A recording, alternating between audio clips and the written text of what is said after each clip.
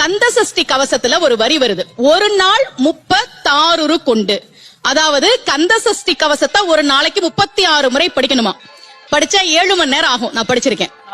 கலியுகத்துல கந்த சஷ்டி கவசத்தை ஒரு நாளைக்கு 36 முறை படிக்கிறதுக்கு நேரம் இருக்காதுன்னு தான் அதுலயே சூட்சுமமாக ரகசியமாக ஒரு விஷயம் சொல்லப்பட்டிருக்கு. முருகனுடைய அருளால் நான் தெரிஞ்சுக்கிட்டேன். அதை நான் உங்களுக்கு சொல்றேன்.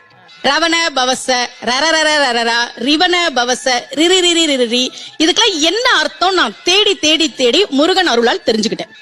சரவண பவ முருகனுக்கான மந்திரம். இத 6 முறை சொல்லணும்.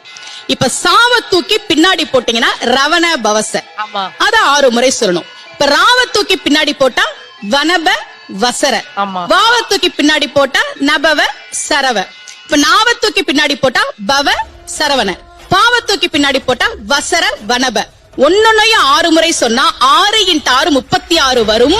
இப்படி சொன்னால் 5 நிமிஷத்துல சொல்லிடலாம். கந்த சஷ்டி கவசத்தை 36 முறை சொன்ன பலன் கிடைக்கும்.